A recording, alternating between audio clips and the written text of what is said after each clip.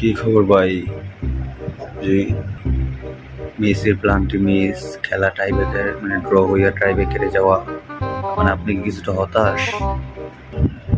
আরে গার্লফ্রেন্ড হতাশ করে, কিন্তু আর্জেন্টিনা হতাশ করে না।